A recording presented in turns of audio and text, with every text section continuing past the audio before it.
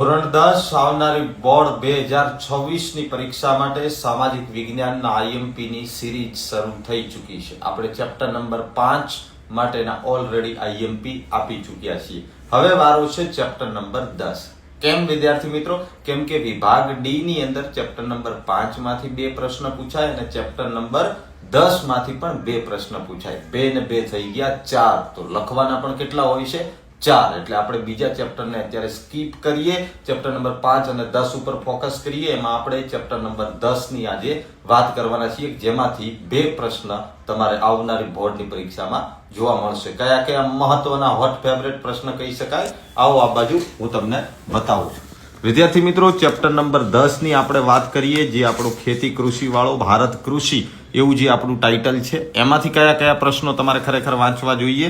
તો એક તો છે કૃષિના પ્રકારો વિશે, જે આપણે વાત કરી, જીવન નિર્વાહ ખેતી, સૂકી ખેતી, આદ્ર ખેતી, એવા જે 6 પ્રકાર છે એવા આપણે વાત કરવાની છે, જેમાંથી કોઈ પણ 4 તમને પૂછી શકે. બીજું, હજી આગળ વિદ્યાર્થીઓ આપણે ચાલીએ તો ડાંગર જે છે એ ભારતનો જે છે મહત્વનો ધાન્ય પાક છે, એના વિશેનો એક પ્રશ્ન પૂછાતો હોય છે અવારનવાર. કેટલી વાર બોર્ડની પરીક્ષાની અંદર આ પ્રશ્ન જે છે એ પૂછાઈ ગયો છે.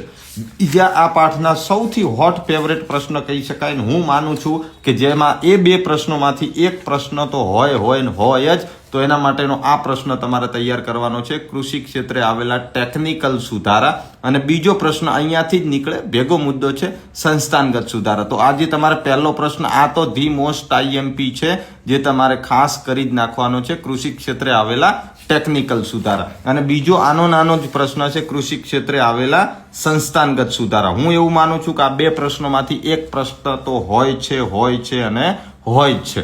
ત્રીજા પ્રશ્ન ઉપર જઈએ તો એ પ્રશ્ન એ છે કે હરિયાળી ક્રાંતિ વિશે ટૂંક નોંધ લખો. આવો પ્રશ્ન પણ બોર્ડની અંદર કેટલી વાર પૂછાઈ ચૂક્યો છે, બરાબર? તો એક આ પ્રશ્ન થઈ ગયો. 2 પ્રશ્ન પૂછાવાના છે, એટલે આ ચેપ્ટરમાંથી આપણે 5 પ્રશ્નોની તો તૈયારી રાખવી જોઈએ. તો એની અંદર એક બીજો પ્રશ્ન અહીંયાથી મળી આવે છે કે ભારતીય ખેતી ઉપર વૈશ્વિકીકરણની અસરો તપાસો. આટલા પ્રશ્નો જે છે એ સૌથી હોટ ફેવરેટ છે, અને તમને લાગતું હોય કે સર આ તમે એક ચેપ્ટરના આપી રહ્યા છે ને અમારે તો ભેગા જોઈએ છે ને એની આખી પીડીએફ જોઈએ છે. કશું જ કરવાનું નથી, ખાલી કમેન્ટની અંદર આવી અને તમારે આઈએમપી એવું તમારે ટાઈપ કરી દેવાનું છે, એટલે તમને એની પીડીએફ જે છે એ પ્રાપ્ત થઈ જશે. બીજું હજી વિદ્યાર્થી મિત્રો કહીશ કે આવનારી બોર્ડની પરીક્ષા માટેની આપણી સરસ મજાની પ્રોડક્ટ છે પાસ થવાનું પંચામૃત. એની 5 બુકલેટનો સેટ છે, એમાંનું એક બુકલેટ છે સામાજિકની સર્જરી. 35+ પેપરો જે છે એ સર્જરી કરી અને આપણે આમાં નિચોડ આપ્યો છે, જે તમને બધું જ જવાબો સાથેનું છે. એટલે કે કોઈ પણ એકલા પ્રશ્ન નથી આપેલા. આટલી નાનકડી બુકે કમાલ કરી હતી, ગઈ વખતે 80 માંથી 70 ગુણનું પૂછાયું હતું. એટલે તમે વિચાર કરો કે આટલી નાની બુકલેટની તાકાત શું